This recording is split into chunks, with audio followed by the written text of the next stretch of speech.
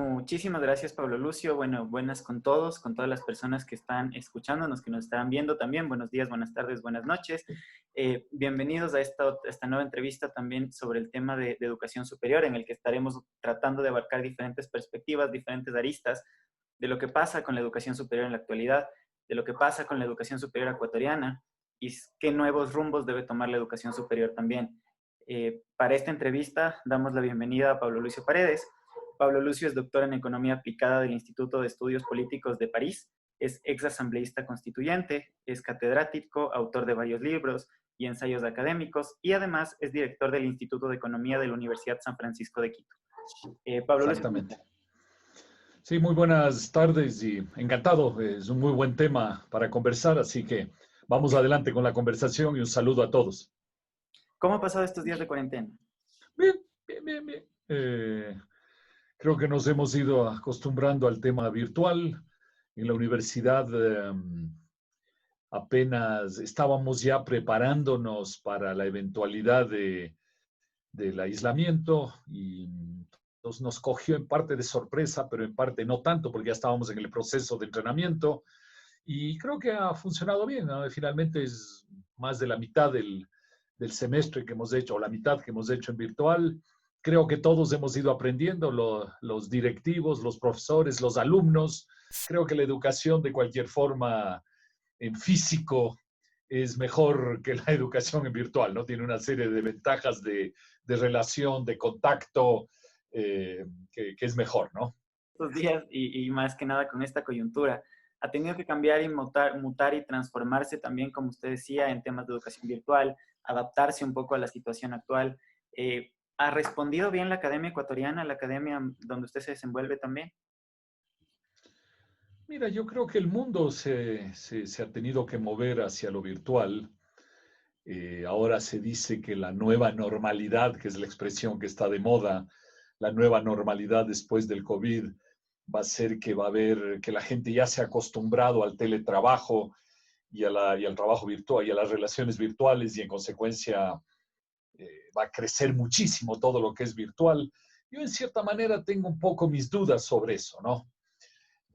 Porque yo creo que los seres humanos somos esencialmente seres sociales y seres de contacto físico y creo que la gente prefiere, y el trabajo no solo es del trabajo, es una relación social. La educación es educación, pero es una relación social. Una parte de lo que tú aprendes en la educación no es las materias, ¿no? Lo que tú aprendes es de la relación social con los demás. Entonces yo creo que, digamos, para ponerle un número, antes el tema virtual era 1/10, ahora obviamente ha tenido que subir de 1, digamos, a 9/10, pero luego yo creo que va a volver a 3. O sea, de hecho, va a haber un cambio, pero no va a ser de 1 a 9, sino que vamos a regresar a un nivel 3, porque ya te digo, yo creo que el ser humano quiere tener otro tipo de interacción social y la gente tampoco quiere mezclar en el mismo lugar que es la casa, la relación familiar, el trabajo, la educación y las relaciones sociales. Yo creo que el ser humano quiere darle un espacio a cada una de esas cosas. Una cosa es la casa y la relación familiar, otra cosa es el trabajo, otra cosa es la educación, otra cosa es la relación social. Entonces yo creo que la gente va a querer volver a salir, a ir a su empresa, a ir a su universidad, a ir a su colegio para la relación social. Entonces yo creo que exageramos, creo yo, puedo estar equivocado, en cómo lo virtual se va a volver lo normal en el futuro. No, lo que va a seguir siendo normal es el contacto físico, ¿no? Pero lo virtual va a tener más importancia y en particular en la educación, ¿no? Es importante un poco ya aterrizar un poco más el tema en la coyuntura. En inicios de mayo, el 1 de mayo, el gobierno anunció parte de un paquete de medidas económicas, dentro de los cuales se incluía una reducción del presupuesto a la educación superior pública. Esto de alguna manera ha causado en cierto aspecto y en cierto punto debate y un poco controversia, también un poco de discusión y un análisis crítico que creo que es necesario acerca de qué está haciendo y es la actual función de la educación superior. Desde su corriente de pensamiento, desde su opinión, Pablo Lucio, ¿cómo recibe este posible bueno, lo que se planteó en primera instancia como un posible recorte presupuestario a la educación superior pública? Mira, yo creo que, bueno, primero quisiera hacer un pequeño paréntesis sobre la educación privada, Ujú. en la cual también se ha hablado de eventualmente, estaba en alguna de las versiones de la ley, estaba eso, el obligar a un recorte de al menos del 20% en las pensiones en la educación privada.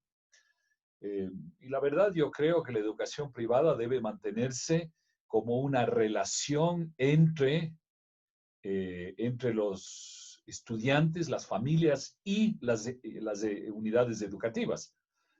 Y no creo que la ley tiene que meterse en decidir si es que las pensiones tienen que bajar, no tienen que bajar, cuánto tienen que bajar. Esa es una relación entre las partes. Si el Estado quiere intervenir, tiene que intervenir diciendo, yo estoy dispuesto a poner dinero para ayudar a las familias, para ayudar a lo que sea.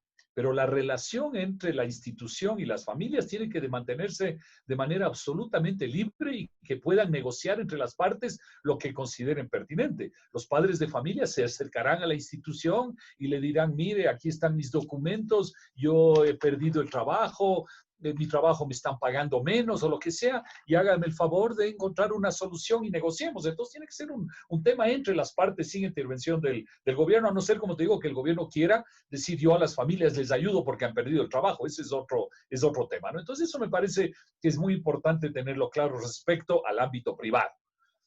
En cuanto al ámbito público, creo que hay que estar conscientes que los ingresos del Estado, por el lado del petróleo, por el lado de las recaudaciones tributarias, etcétera, han bajado sustancialmente.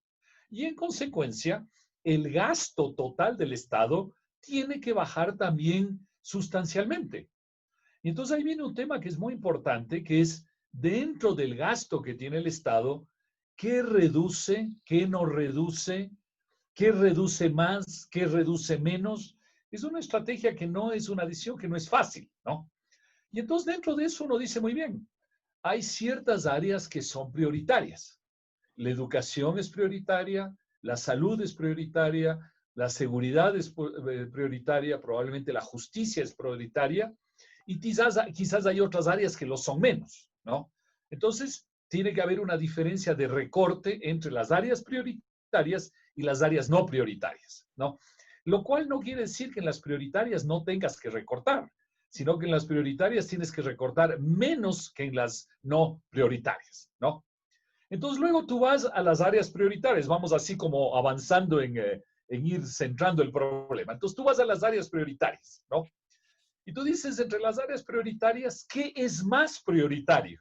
¿No? Entre lo que acabo de señalar, justicia, seguridad, salud, educación, y bueno, tal vez hay alguna otra cosa, pero digamos, estoy señalando esas cuatro. Entonces, entre las prioritarias, ¿qué es más prioritario? ¿No? Y obviamente tiene que haber cosas que son más prioritarias unas que otras. Es obvio, ¿no? No puedes pensarse que todo es prioritario dentro de las cuatro áreas. Y por ejemplo, en la educación hay que hacerse la pregunta, ¿qué es más prioritaria? ¿La educación primaria? ¿La educación secundaria? ¿La educación universitaria? ¿Cuál es más prioritario? Y si tú me dices que le pongamos una prioridad, yo creo que evidentemente la educación primaria es la más prioritaria frente a las demás, a pesar de que todos lo son, pero más prioritaria es la educación primaria. Entonces, probablemente, si haces recortes en educación, debes darle una prioridad a la educación primaria y hacer menos recortes ahí, ¿no? Y quizás más recortes en la educación universitaria. Es una primera cosa. Y luego una segunda cosa que tienes tú que mirar es, dentro de esas áreas, ¿qué tipo de gastos son más prioritarios que otros? ¿No? Entonces tú dices, ¿tiene que haber recortes? Sí. Ahora no puedo porque se llama educación universitaria, no puedo hacer ningún recorte. No, sí tienes que hacer recortes porque la educación primaria es más importante que la universitaria. Y por otro lado, dentro de la universitaria hay recortes que son unos más importantes que otros. Por ejemplo, gastos puramente administrativos. son más importantes que los profesores, ¿o no? No, obviamente los profesores son más importantes que los gastos administrativos, entonces tienes que recortar gastos administrativos. Luego hay un presupuesto de viajes, por decir algo. ¿Es más importante o menos importante? Bueno, los viajes son menos importantes, debe haber recortes, etcétera. Es decir, no se puede plantear simplemente como una filosofía general de que no haya recortes en la educación universitaria, ¿no? Es en relación a otras prioridades, por ejemplo, la educación primaria, y es dentro de la educación universitaria que hay rubros que ciertamente se pueden recortar porque en momentos de crisis no son prioritarios. Entonces, la idea de que no puede haber recortes no es una idea aceptable. Ujú. Y desde su corriente de pensamiento, ¿la educación superior es un gasto o una inversión para el país? Yo creo que es una inversión. La educación en general es una inversión. Ujú. Por supuesto, Y igual que lo es la salud, pero el hecho que sea una inversión no quiere decir que no se pueda recortar, no quiere decir que no haya partes de la educación universitaria que se pueden recortar en una época de crisis, que se puede priorizar los gastos. Entonces yo creo que perfectamente se puede mantener la educación universitaria haciendo recortes en las áreas que no son prioritarias. claro. ¿Y por qué, perdón, por qué es importante que exista educación superior pública? Es importante porque Y uno de privada los también, roles del Estado es ayudar a que la gente de más bajos recursos tenga oportunidades. Ujú. Es uno de los roles del Estado. Y las oportunidades razonablemente son oportunidades en educación y en salud. Esos son los dos aspectos más importantes digamos, el Estado debe proveer a la gente, ¿no? Porque si la gente tiene educación y salud, ya puede caminar en la vida, ¿no? Ujú. Y dentro de las oportunidades en educación, como decía hace un momento, probablemente la más prioritaria es la educación primaria, luego viene la secundaria y la universitaria por una razón muy sencilla. Casi todos necesitan educación primaria, muchísimos necesitan secundaria, pero no todo el mundo ni necesita ni accede a la educación universitaria. Entonces ahí hay un tema de prioridad que es bien importante. Entonces la educación universitaria que brinda el Estado tiene que ser justamente para la gente de menos recursos que no tiene la manera de acceder a través de otros lugares. A Claro, pesar de que podría haber otro tipo de mecanismos, ¿no es cierto? Otro mecanismo podría ser perfectamente que el Estado diga, yo voy a financiar, voy a dar un bono educativo a las personas y las personas con ese bono van a buscar la educación. Entonces la persona acaba pagando la educación, pero no lo paga con su dinero, sino con el bono que le dio el gobierno. Entonces puede haber educación pública o solo privada o las dos, pero lo importante es que la gente que tiene talento y que quiere ir a la universidad pueda hacerlo. Pablo Lucio, una cuestión que creo que tal vez es un poco importante igual remarcar. Dentro de esta dinámica actual de la sociedad, se ha hablado también con esta coyuntura de la que hablábamos, del recorte y el tema de las medidas de la educación superior. ¿Cuál es la importancia de que por medio de la legislación y por medio de de las competencias del gobierno se mantenga esta dinámica entre la educación pública y la educación privada?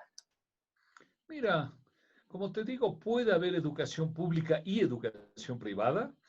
También puede haber solo educación privada, pero el gobierno ayudarles a las personas que no tienen recursos a que puedan acceder a la educación privada. Lo importante al final es que las personas puedan acceder a la educación. Los que tienen recursos paguen y los que no tienen recursos, el Estado, la sociedad, más bien dicho, les ayude a poder acceder a la universidad. Lo importante es que al final tengan un acceso a la universidad. Eso yo creo que es lo más importante. Eh, y dentro de eso sí es importante pensar, como es obvio, que no todo el mundo llega a la universidad. No hay ninguna sociedad donde uno diga es necesario, ni es obvio, ni la gente quiere el 100% de la gente llegar a la universidad.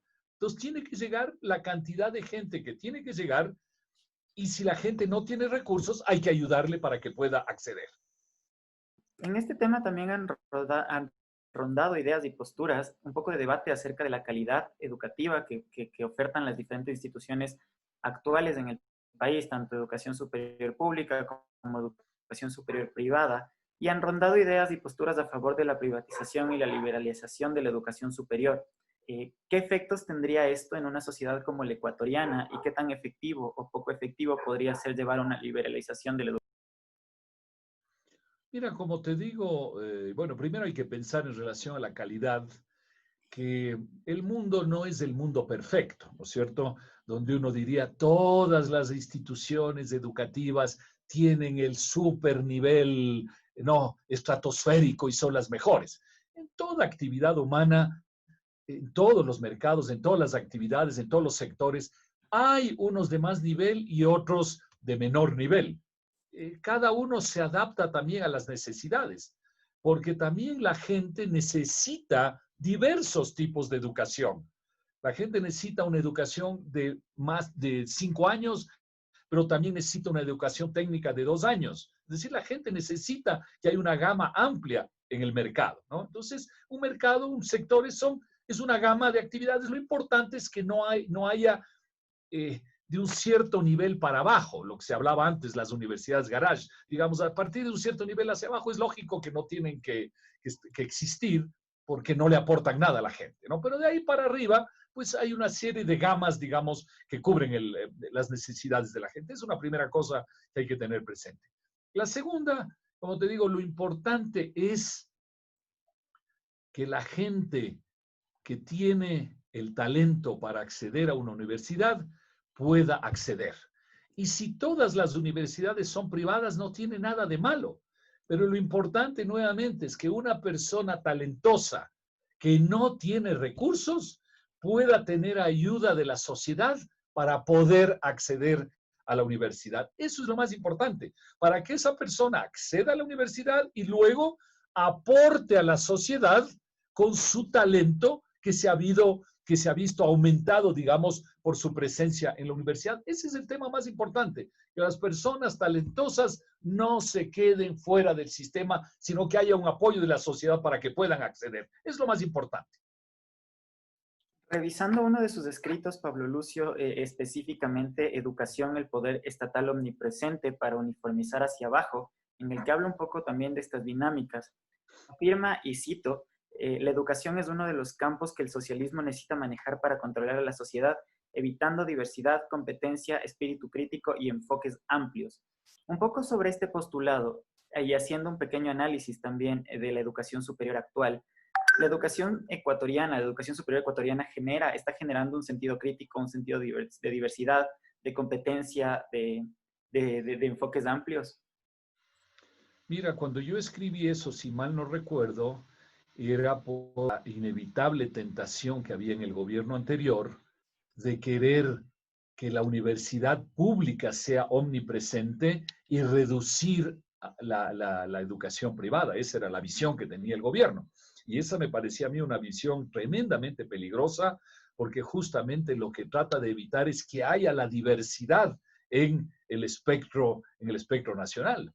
Y uno de los objetivos fundamentales es porque un gobierno socialista lo que quiere es tener a su disposición la educación para poder influir sobre la mente de la gente y tratar de cambiar la mente de la gente hacia el socialismo. Eso es algo que se ha visto en todos los países fuertemente socialistas. Eso sucede en Cuba, sucede en Corea del Norte, sucedía en Rusia, en todas partes. También, obviamente, en el sistema liberal capitalista trata de influir sobre la mente de la gente, por supuesto, evidentemente, pero lo trata de hacer de una manera más amplia, más abierta, más libre, más pluralista, que sí existe el adoctrinamiento también, por supuesto, pero lo hace de otra manera. Entonces era muy peligroso la idea del gobierno de querer reforzar la educación pública y disminuir la educación privada. Por eso yo escribía eso, es muy peligroso. Y la sociedad necesita una apertura mental a diversas opciones, a diversas visiones. Tú me preguntabas si eso sucede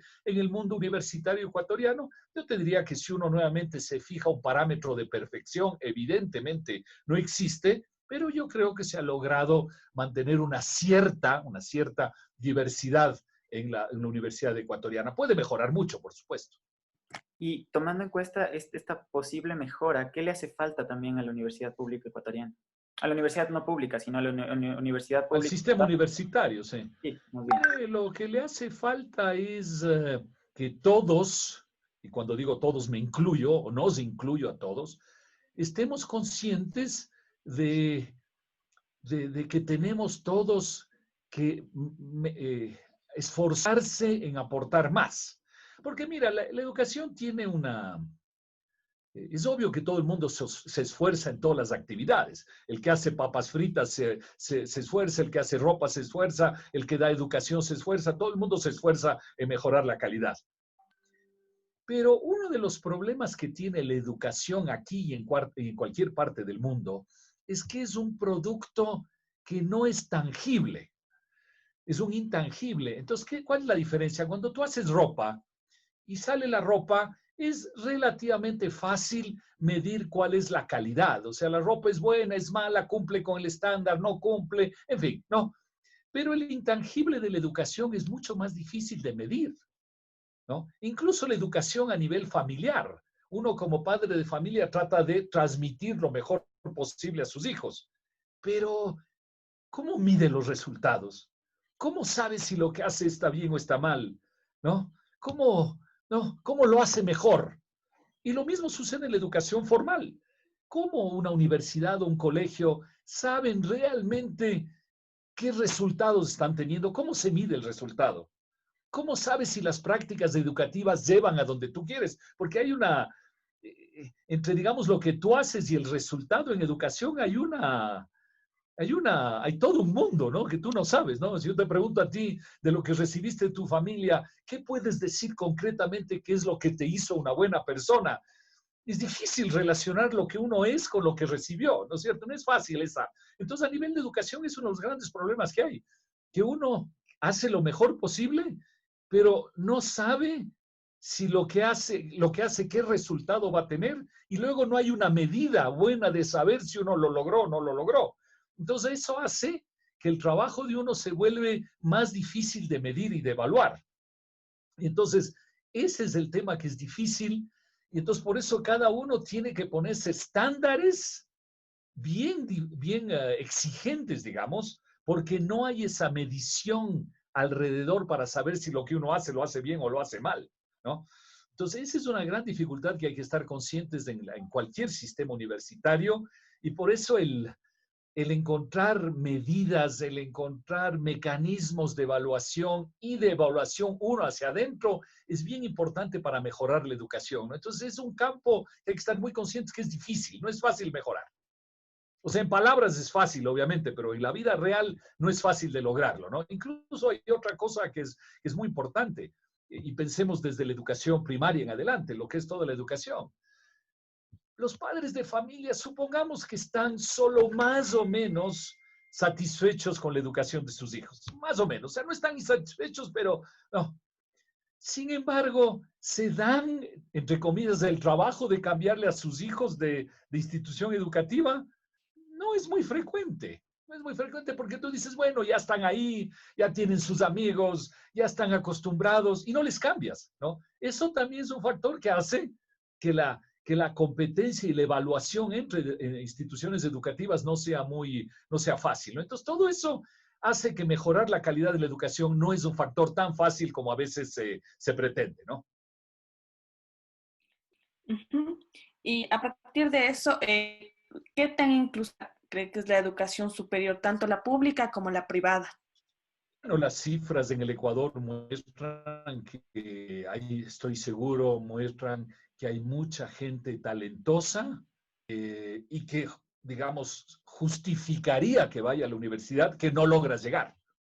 Y no logras llegar porque no tiene los medios económicos, o no logras llegar porque a pesar de su talento, digamos, la trayectoria que tuvo en la educación primaria y secundaria no le permite llegar a la universidad. Entonces, sin lugar a dudas, yo creo que desperdiciamos mucho talento en el Ecuador que debería llegar a la universidad. Entonces, en ese sentido, yo creo que no es suficientemente, no sé si la palabra es inclusiva o no es suficientemente abarcadora de a todos los que debería abarcar. En la pública y en la privada. Sí, en la pública y en la privada, por supuesto. Por supuesto. Mm. ¿Y cómo aporta la educación superior al desarrollo económico de un país? Mira, es el tema es el tema de que hay una relación entre educación y desarrollo. Es una duda, ¿no? Y la educación es la primaria, es la secundaria, es la universitaria. Además, la educación, bueno, primero hay que decirlo, la educación no está hecha solo para el desarrollo económico.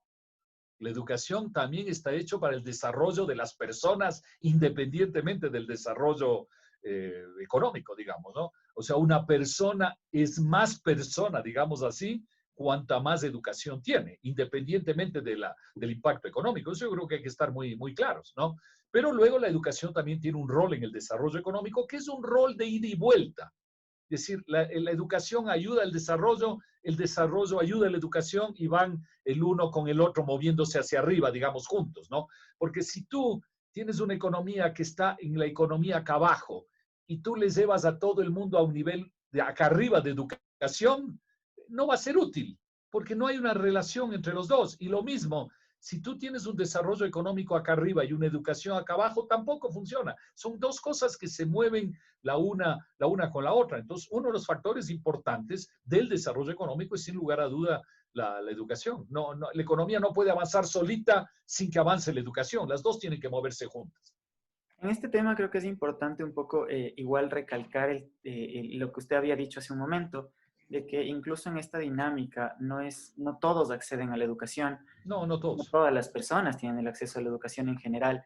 ¿Cómo el gobierno, el sistema tiene que dar y qué herramientas tiene que generar para mantener el desarrollo, aún con esta poca tal vez abarcatividad, no sé si se diga así directamente, pero de la educación superior? Habría que ver en el diccionario de la academia para ver si Sí, hay o no quizá hay. me inventé una palabra, pero Sí, sí, sí, por eso habría que chequear. Ahí no creo que exista, pero bueno, habría que chequear. sí. De repente el diccionario nos sorprende y si hay.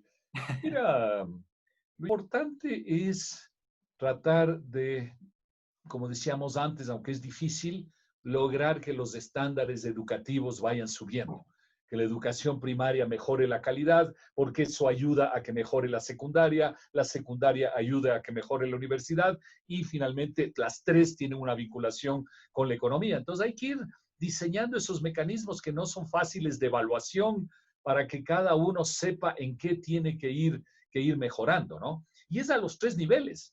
Porque si la educación primaria y la secundaria no funcionan bien, luego la educación universitaria tampoco va a funcionar, porque tú no puedes en 4 o 5 años de universidad pretender que corriges las falencias de 12 años de educación primaria y secundaria.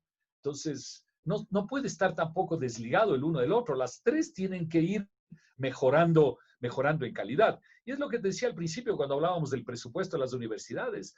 En sociedades como la nuestra, yo no hablo para Noruega o lo que sea, pero en sociedades como las nuestras, que todavía tienen enormes deficiencias en la educación primaria, si tú me dices dónde tenemos que poner más énfasis porque no se puede hacer todo al mismo tiempo en la vida, yo creo que el primer énfasis es en la educación primaria. O sea, lo primero que tenemos que mejorar es la educación primaria, sin lugar a dudas, para que eso vaya empujando, digamos, hacia arriba. Ahora, si puedes hacer todo a la vez, la educación primaria, secundaria, universitaria, bueno, mejor todavía, ¿no? Pero digamos, tienes que dar un empuje fuerte en la educación primaria. Un poco se podría decir que parte de la estrategia que debería buscar también el sistema o el gobierno en general es fortalecer al sistema educativo desde sus raíces, desde sus bases, para un poco generar este efecto dominó de mantener una calidad. ¿Sí?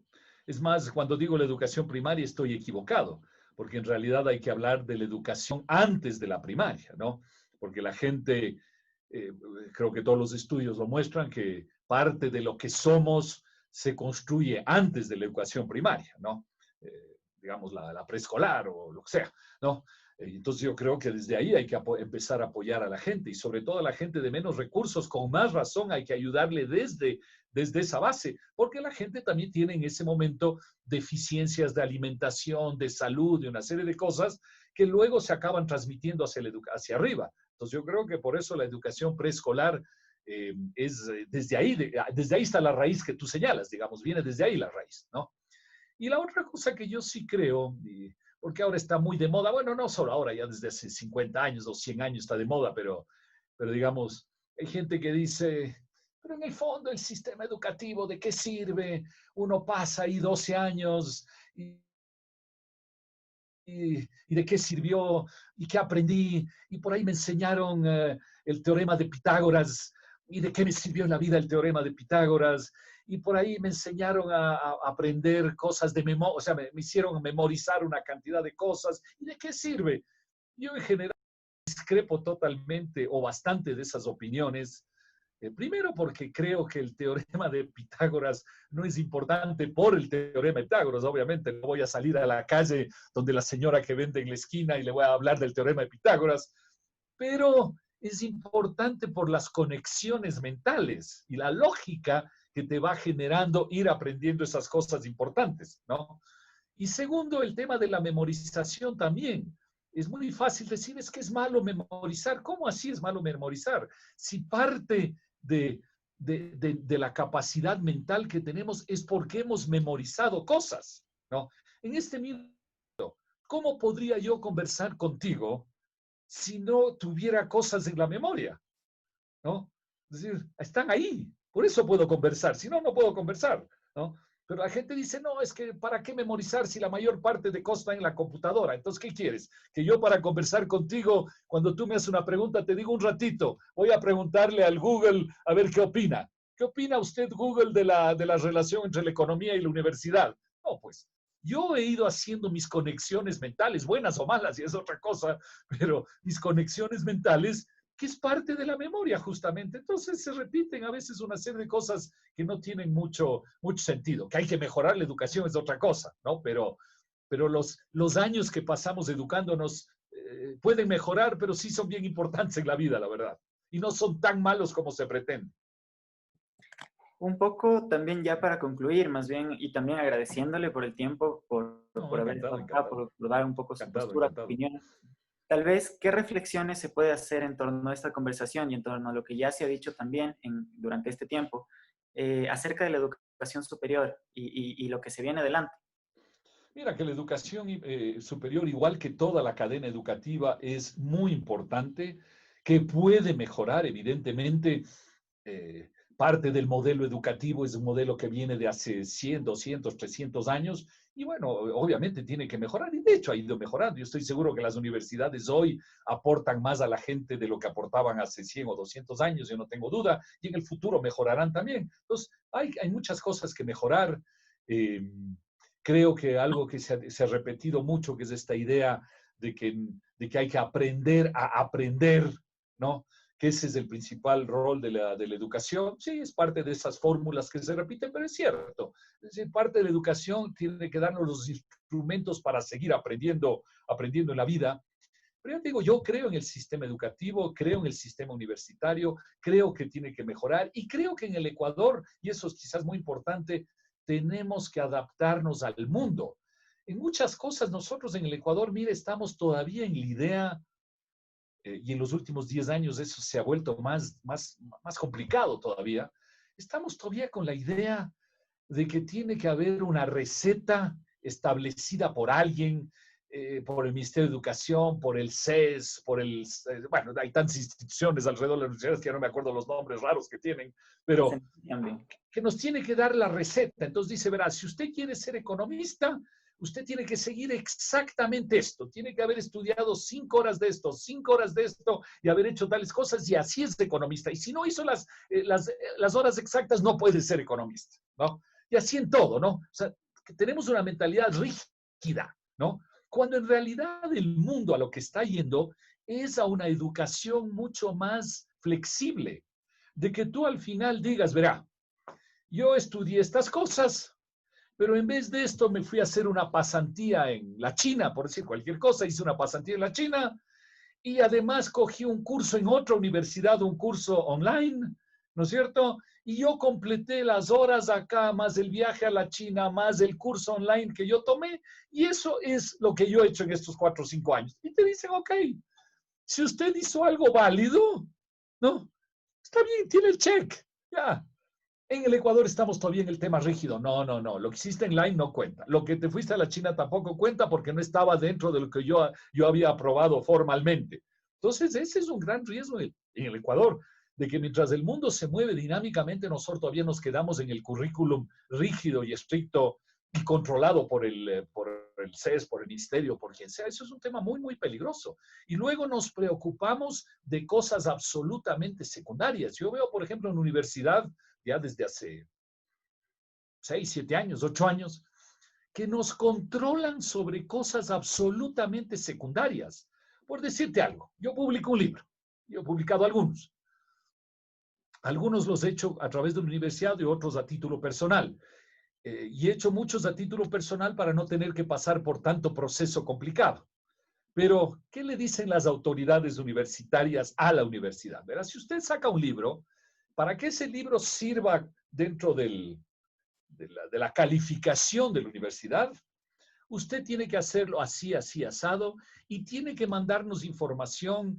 Recuerdo en algunos libros que saqué información de cuánto le costó hacer el libro, cuántas horas le dedicó. Cuando hizo el lanzamiento del libro, queremos ver las fotos de cómo se hizo el lanzamiento del libro, o sea, una cantidad de cosas de entorno. Y en ningún momento nadie dijo, quiero hacer una evaluación de calidad del libro, que es lo único que importa. Porque que yo haya gastado poco o mucho, que me haya tomado poco tiempo o mucho tiempo, de que el lanzamiento haya tenido muchos asistentes y bonitas fotos, no tiene ninguna importancia.